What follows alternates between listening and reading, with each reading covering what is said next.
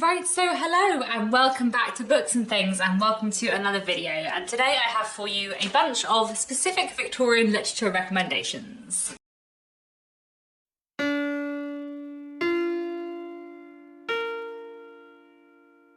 So this is going to be a bit of an odd mishmash of a video, and I hope it's not going to be too long, but I thought this might be a fun thing to do this Victober. I put a call out on YouTube for things people wanted recommended to them within Victorian literature. So I was asking for like specific recommendation requests basically of Victorian literature, and I've got a list with a bunch of different things that people would like recommendations for. So I thought I would gather them all together today. I haven't been able to answer every recommendation. There were quite a few where I didn't have any books that specifically sprung to mind for that particular thing. And I did also get a couple of requests for non-fiction books about the Victorian period, which I'm not gonna include in a video today, but I think I'm gonna do a separate video in November, in non-fiction November, with recommendations for non-fiction books about the Victorian period rather than Victorian literature from the Victorian period. But anyway, let me get started on my long list of questions and prompts and requests for various different kinds of recommendations around Victorian literature. I've done my best for like most of the prompts to only give like one or two recommendations, but obviously there are some where I have gone overboard, as is tradition. But you know, let's get started. A couple of people were asking me for recommendations for short Victorian novels. I'm not going to go into too much depth about any here because I did actually do a whole video talking about short Victorian books several years ago on BookTube, which I will link down below, and I recommended a lot of shorter Victorian books there. But I will just mention a few of my favourites here. I would really recommend the Vampire novella Carmilla by J. Sheridan Le Fanu, which is very short and fantastic. I'd also really recommend any of Elizabeth Gaskell's shorter works. She wrote a lot of shorter fiction and was absolutely fantastic about it.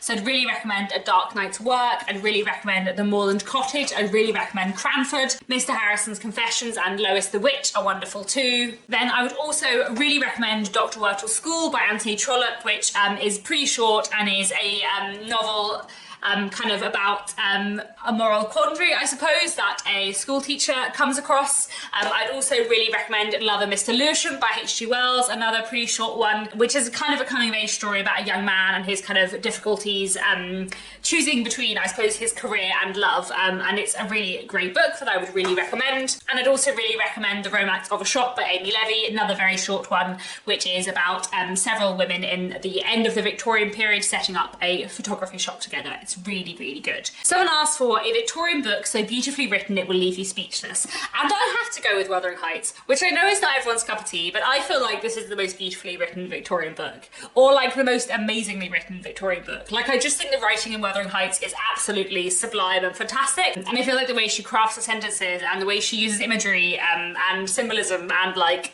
all of the small techniques that she uses within her work, I think are absolutely fantastic. I think Wuthering Heights is just astoundingly written, so that is what I would recommend as a very, very beautifully written book that will leave you speechless. However, as well as a novel, I would also like to recommend some poetry for this request, and that is the poetry of Gerald Hopkins. He is a fantastic poet, and his writing about nature is just absolutely stunningly beautiful, and he uses language in a really interesting way, so I would really recommend Gerald Hopkins too.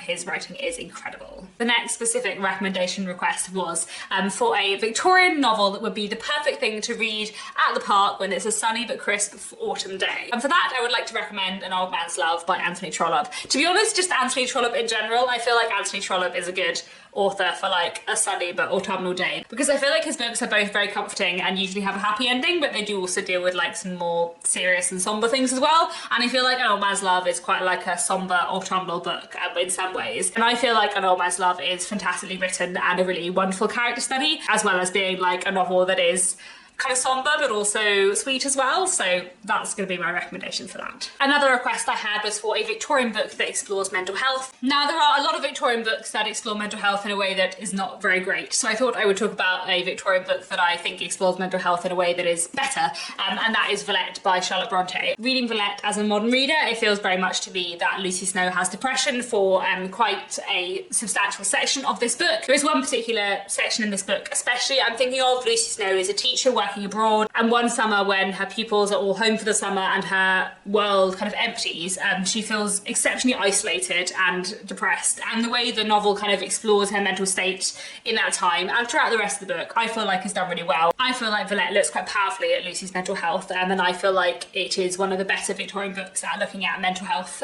So I would recommend Valect very much if you're interested in mental health in Victorian literature. I think it's really worth a read. Another request I had was for lesser known Victorian books with good character studies and good plots, and for that I have two novels to recommend you. The first is East Lynne by Ellen Wood, which is a fantastic Victorian sensation novel. It's very hard to explain the plot of East Lynne without spoiling things, but suffice to say there is murder, there's adultery, running away, lies and slander. There's so much going on in East Lynne. It has an absolutely fantastic dramatic plot, but it also has wonderful themes and fantastic characters too, and really good character studies of the main characters especially.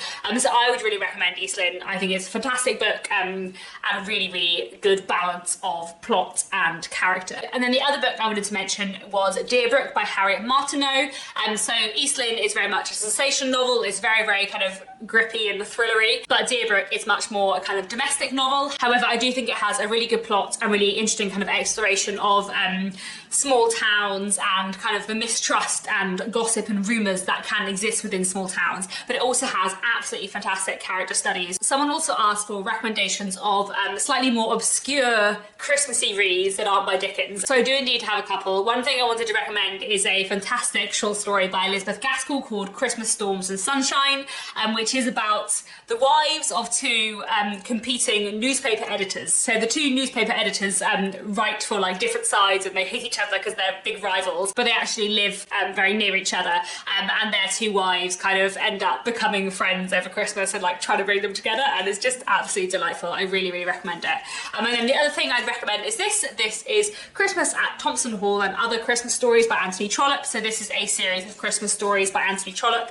There's quite a few stories in here, all of which I enjoyed. If you want to look up any of them separately, we have Christmas at Thompson Hall, Christmas Day at Kirkby Cottage, The Mistletoe Bough, The Two Generals, and Not If I Know It. And I enjoyed all of these. I think Anthony Trollope's a wonderful writer, and this is a really fun Christmassy read. Someone asked for recommendations of Victorian books set at country houses that would be perfect for Austen lovers, and I have a couple. So really what I wanted to recommend is The Small House, Allington by Anthony Trollope, which is one of my favourite novels of all time. And this book by Anthony Trollope is set at the small house of Allington, which is the small house next to the big house Allington. So Allington, the big house Allington is like the main country house, and the small house Allington is like next door, and it's where the relations of the squire at the big house live. I feel like The Small House at Allington is for Austen fans for lots of reasons, partly because I do feel it has some things in common with Sense and Sensibility. We're following two sisters who are very, very different, one of whom is much more reserved and one of whom wears her heart on her sleeve a lot more, and all their romantic relationships. And it has quite a lot of things in common with Sense and Sensibility, I think, though I love it more. However, I feel a bit bad recommending this one in this video because it is the 5th book in a series, and I really think you ought to read the first 4 books in the Barsetshire Chronicles before you read this to get the full enjoyment out of the series. So while it is one of my favourite novels ever and everyone should read it, I do feel a bit bad recommending it. So I do want to recommend another Anthony Trollope book as well, which is The Belton Estate. The Belton Estate, as you might be able to guess, is set at a country house called the Belton Estate, and we're following the young woman who kind of lives there and her being torn between two very different men. And I really, really like The Belton Estate. I think it's a really fantastic Anthony Trollope book and one that I would really recommend. It's got a good love story at its heart, as well as looking at the position of women and kind of property and money and how all that comes into marriage, so a good one for Austen lovers too. For this I also wanted to recommend Wives and Daughters by Elizabeth Gaskell. Now the main character of Wives and Daughters, Molly, does herself not live at a country house. She is the daughter of a doctor, but there are 2 big important country houses that are nearby that she spends a lot of time in, so I feel like it kind of counts, and I feel like this would be a great one for Austen lovers because it looks at a kind of small rural town and the experiences of a young girl growing up within it and her romantic relationships and her relationship with her new stepsister and stepmother. It looks a lot at family and a lot at love, and it's just a fantastic, wonderful wonderful novel in so many ways, so I highly recommend this one too. Someone asked for recommendations for funny and quirky novels, kind of in the vein of Three Men in a Boat and Diary of a Nobody. Now, the two that immediately sprung to mind when I read that comment were also recommended by someone else on the comments on YouTube, but I'm going to mention them here anyway for people who haven't seen that. So one thing I'd recommend is The Canterville Ghost by Oscar Wilde, which is a really fun little short story about a ghost who is haunting a big old house, and then what happens when an American family move in to this big old spooky house in England, and the American family just basically have like no patience with any of the ghosts attempt to haunt them. It's very silly and very funny, and I would certainly recommend it. And I'd also really recommend The Pickwick Papers by Charles Dickens, which is very funny and a bit like Three Men in a Boat, is kind of following a group of male friends travelling around bits of England, getting into scrapes, and silly things are happening. So I think if you like Three Men in a Boat, you'll really like The Pickwick Papers. And then I was trying to think of a few other really comic bits of Victorian literature, and a few things did come to mind. I wanted to recommend the plays of Oscar Wilde, specifically The Importance of Being Earnest. I think is the funniest and really, really enjoyable. And then I also would recommend Mr. Harrison's Confessions by Elizabeth Gaskell, which I haven't read for quite a few years, but I do remember it being quite funny. Actually, maybe Cranford would be another good one to recommend here, because Cranford is about the various antics of several older ladies in a small town, and it's quite episodic, like The Diary of a Nobody and Three Men in a Boat, and it's also exceptionally funny. There are some very heartfelt moments in Cranford, but there's also some absolutely hilarious moments in all the different scrapes that these women get into, and I really, really enjoy it. And finally, I also wanted to recommend A Holiday Romance by Charles Dickens, which is one of Dickens's short stories. So it's quite odd, it's definitely quirky. The conceit is that children have written this, but also kind of the first story is about them as they are, and then the other stories are like their imaginative worlds, but you can like see which characters are supposed to be their other friends. It's quite odd, but it's really fun, so I'd really recommend that too. Someone else asked for recommendations for Victorian children's books or fairy tales, and I'd actually like to just repeat my recommendation of A Holiday Romance by Charles Dickens, which is a short story that is for children, and obviously like the conceit is that it's written by children too. And then I'd also like to recommend The Happy Prince and Other Stories by Oscar Wilde. I would say these are more fairy tales than children's stories. Some of them get quite dark and some of them are quite odd, but I did really enjoy the collection and I thought they were really interesting, so they might be worth a read. Then I had two requests which I'm going to kind of roll into one because I have the same recommendations for them. Someone asked for a Victorian novel that is as atmospheric as Wuthering Heights but less filled with awful people. Excellent request. And then someone else asked for Gothic Victorian novels that aren't too depressing and end on a positive note. So I have a couple of recommendations for you. So one is The Woman in White by Wilkie Collins, which like there are some awful people in it, but there are also some less awful people in it. And The Woman in White is very, very atmospheric. I feel like bits of it are so tense and so atmospheric and really gothic in a wonderful way. I feel like Wilkie Collins really creates the atmosphere fantastically, especially in the section where the characters are at a place called Blackwater Park, which is quite a gothic house. The Woman in White focuses on a man called Walter Hartwright and how he kind of gets caught up in the mystery that surrounds this mysterious woman in white who he meets on the road one day. And it's really worth a read and very, very atmospheric, and it does have some depressing bits in it, but like overall it's not as grim as Wuthering Heights or some other books. And then I also wanted to recommend the author J. Sheridan Le Fanu in general, specifically two of his books, Uncle Silas and also The House by the Churchyard. I really love J. Sheridan Le Fanu a lot. I think he's a fantastic author, and I feel like he's a real master of the gothic, of atmospheric suspense, but I feel like his books do have their positive kind of happier elements too. Don't get me wrong, there are some pretty nasty people in both Uncle Silas and The House by the Churchyard, but they have kind of their happier, positive moments as well, and I think both of them are really fantastic. And I feel like certainly the main character of Uncle Silas, Maud, is a lot more sympathetic than many of the characters in Wuthering Heights, so I highly recommend this and The House by the Churchyard as well. Then someone asked for obscure, wintry or autumnal reads with characters as bleak and battered as the landscape. So I have two recommendations for you. Obviously, if the word obscure had not been in this recommendation request, I would have mentioned Wuthering Heights, but that's not obscure. To be honest, I don't know if the two books I am recommending are obscure enough, because they're both by fairly well-known Victorian authors, but they are not the best known books by these Victorian authors. So the first one I wanted to mention is The Return of the Native by Thomas Hardy. I love The Return of the Native a lot, and I feel like it's one of Hardy's books where the atmosphere and like the landscape really like tie together. It's following various characters who all live around this place called Egdon Heath, which is this kind of huge bare expanse of land, and everyone who kind of lives around it is sort of affected by the atmosphere of this gloomy place, and everyone around it is terribly bleak in many ways, and it's fantastic, so I'd highly recommend recommend The Return of the Native. And I also wanted to recommend Sylvia's Lovers by Elizabeth Gaskell. This is set in a seaside town in the north of England, and it is a bleak novel in many ways. I feel like the plot is quite bleak and the characters are quite bleak, but also the kind of atmosphere of the novel is very bleak too. And I just feel like it's a really fantastic, powerful novel, and actually probably Elizabeth Gaskell's novel that is most like Hardy. Like, I feel like if you really like Thomas Hardy, then you'll really like Sylvia's Lovers by Elizabeth Gaskell. It is fantastic. Someone also asked for Victorian novels that involve extensive travelling or that are set outside Britain or Ireland, and I do have a couple of recommendations for this.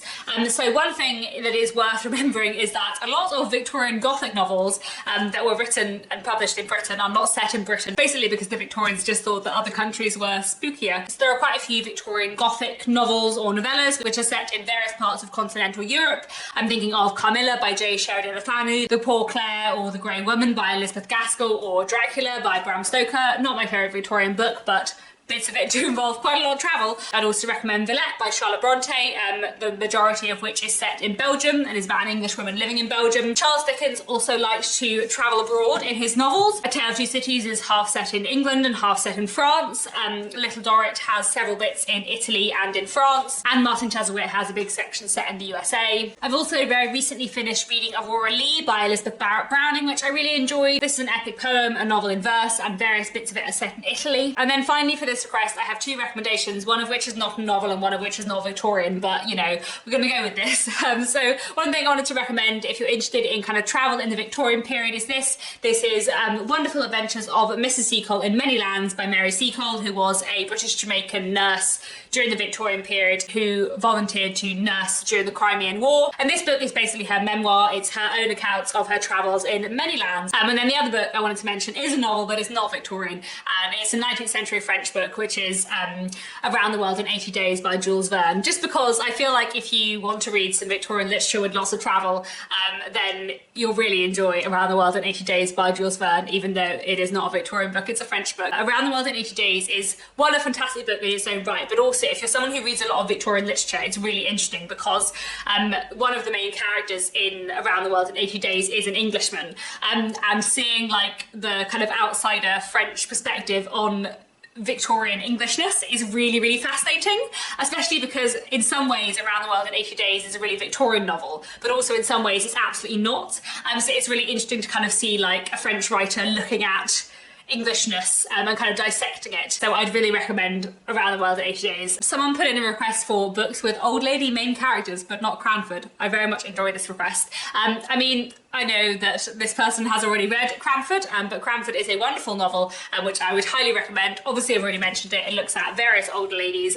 living in a small town, and it's just fantastic. I can't actually think of another Victorian novel where like the central character is an old lady, but I did want to mention my two favourite old lady characters in Victorian literature, one of whom is Catherine from Hester. So Hester, as you might be able to tell from the title, is about a woman called Hester. Hester is a young woman, but Hester's older relation, Catherine, is in her mid to late 60s, and she runs a bank because her male relative like couldn't handle it, so she just took over and she's just run this bank for several years. And her and Hester have this like a very antagonistic relationship, partly because they're quite similar, and I just really love Catherine. She's fantastic and she's such like a interesting character within Hester. And then I also did want to mention Betsy Trotwood from David Copperfield, who is the main character of David Copperfield's great aunt, and she is just glorious in every way. I don't even know how to explain how glorious Betsy Trotwood is. Betsy Trotwood is just a very eccentric, wonderful character, and she both like puts up with no nonsense for people she doesn't like, but is also like very kind and caring to people she does like, and I just really love her a lot as a character. Someone asked for some Victorian books for people who love crime and thriller novels, and I have quite a few recommendations for this. First of all, you should read some Wilkie Collins in general, especially I'm going to recommend The Moonstone as the best place to start, but most of his books deal with some kind of mystery and some kind of crime. I'd also really recommend the Sherlock Holmes short stories if you haven't read them yet.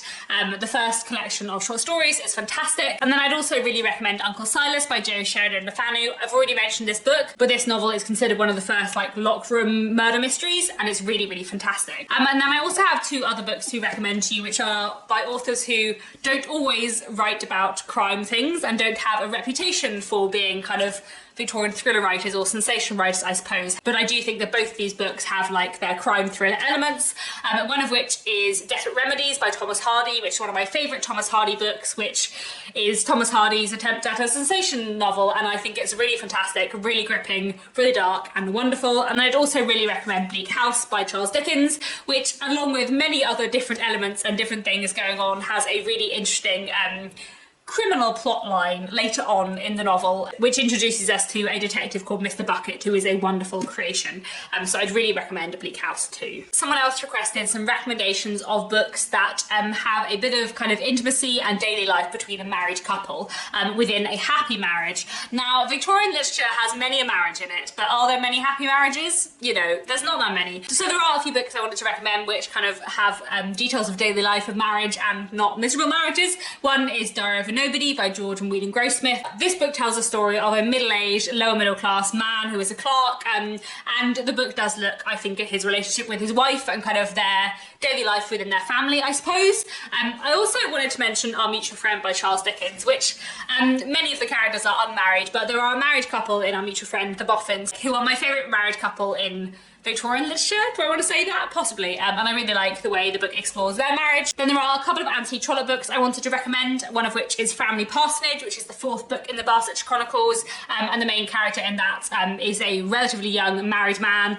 and we hear quite a bit about his marriage. And then I also wanted to recommend The Vicar of Bullhampton, and The Vicar of Bullhampton, the title character of the novel, is married. They're like a relatively young married couple, and I really like the relationship between that couple in The Vicar of Bullhampton. And then actually I'm currently reading Hide and Seek by Wilkie Collins, and the relationship between Mr. and Mrs. Blythe I think is really, really lovely. Mr. and Mrs. Blythe are a couple, I guess, in their 40s, and one element that I think is done really well in their marriage and how their marriage is explored is that Mrs. Blythe has a very severe chronic illness and is mostly confined to her bed into one room, and I feel like the exploration of their relationship and how it has continued to remain strong throughout her illness, and how he both helps her but also helps her be a lot more independent by the things that he can do for her that can help her do things for herself more. I feel like that is explored really nicely in Hide and Seek. So yes, I think there's a really nice portrait of a marriage in here, at least at the halfway point. Someone asked for some recommendations of some dark or horror leaning Victorian fiction. Now, horror is not really my sphere, but I do have a couple of recommendations. One will be The Island of Dr Monroe by H.G. Wells, which is sort of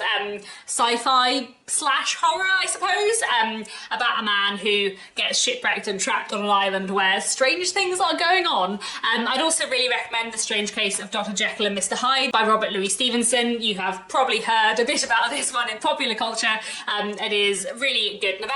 And then I would also probably recommend The Beetle by Richard Marsh, which I would say is the most like proper horror novel of the ones I am describing. I have kind of mixed feelings about The Beetle because I sort of really loved it, but I also didn't. And also it is one of those Victorian novels which hasn't aged really well and needs to be read in its context with a great deal of skepticism. However, I do think like as a horror novel and as a kind of early horror novel, it's really, really interesting. So if you're interested in horror, then it might be one worth a read. I believe also that The Beetle was quite influential to like the Mummy films. So if you also like them, then that might be an interesting read. Someone asked for recommendations of New Woman novels, and so the New Woman movement was kind of a proto-feminist slash feminist movement going on in the late 19th century, and I have a couple of recommendations for books that fit into this category. One would be The Romance of a Shop by Amy Levy, which, as I already mentioned, is about some sisters setting up a photography shop together, and it's a really fantastic novel. I'd also recommend The Story of a Modern Woman by Ella Hepworth Dixon, which is about a young woman and her efforts to be a painter and to be a writer.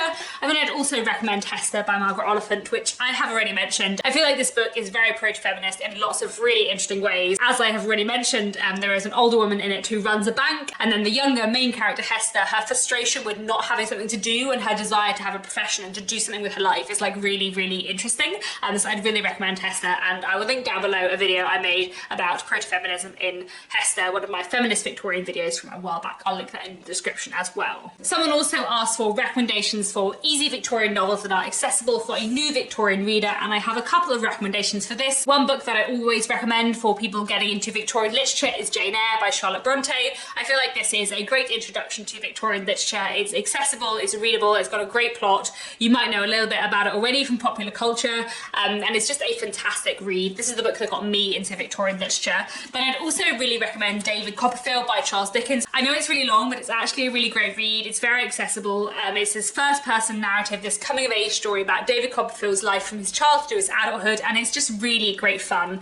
And then another book I would actually recommend is The Odd Women by George Gissing. I think actually a lot of people, when they think that they find Victorian literature difficult, they're actually starting with quite early Victorian novels, you know, like the two I've just mentioned. Whereas if you start with a book from the 1880s and the 1890s, they do actually tend to feel a bit more modern. This is a book published by George Gissing in 1893 about a group of women who run a typewriting school and are basically involved in the kind of New Woman movement, I suppose, that we've just spoken about. It's a fantastic book and I'd really recommend it, and the writing style is really easy to follow, I would say, and really accessible for a modern reader, partly because Gissing just writes like that and partly because he's writing quite a lot later in the 19th century where the prose had become a little bit less dense than Dickens. Love Dickens as I do. Someone asked for recommendations of novels with happy endings no matter how silly, and I would like to recommend you for this just Anthony Trollope in general. I'm not saying that every Anthony Trollope book has a happy ending, but Anthony Trollope can fairly reliably give you a happy ending. There are probably a few that don't, but of the like 28 novels that I've read by him,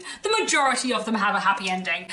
He is quite good for a happy ending. He's quite good for a plot you can trust. He's very good for a satisfying ending. Like Anthony Trollope might give you a bit of sadness, but Anthony Trollope is very rarely going to break your heart. Someone asked for recommendations of once popular Victorian novels that have been forgotten throughout the generations, and the main author I wanted to recommend for this was Margaret Oliphant. I've already spoken about her novel Hester, but I've read quite a few books by her and I really love her books. And Margaret Oliphant was incredibly successful during the Victorian period. She was Queen Victoria's favourite author. She published dozens and dozens and scores of books, like a vast quantity, and she was incredibly popular during her time, but a lot of people have not heard of her today, and a lot of her books are out of print, but I really strongly recommend Margaret Oliphant. She's a fantastic author. I'd really recommend Hester. I'd really recommend Queen Eleanor and Fair Rosamond. I'd really recommend her Carlingford Chronicles. She's just a wonderful author. I can't wait to read more by her, and she is really underrated. Then I'm going to finish finally on a recommendation request that I really enjoyed, which was for an early Victorian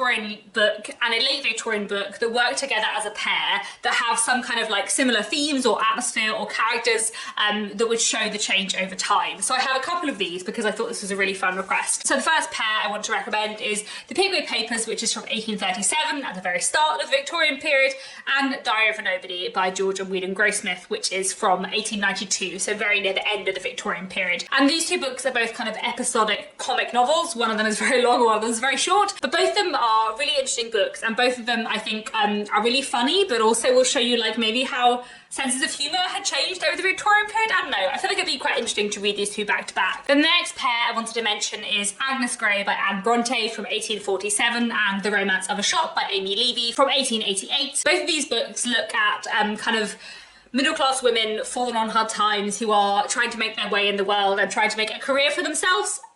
Agnes Grey as a governess and the characters in The Romance of a Shop as photographers. And I feel like the way that work has changed for women over the time period is really interesting to look at in these two books. Then I think it would also be interesting to read The Half-Sisters by Geraldine Dewsbury from 1848 and The Odd Women by George Gissing from 1893, because both of these books look a lot at gender and the position of women and kind of on the limitations that women, especially women who want to work, face during the Victorian period.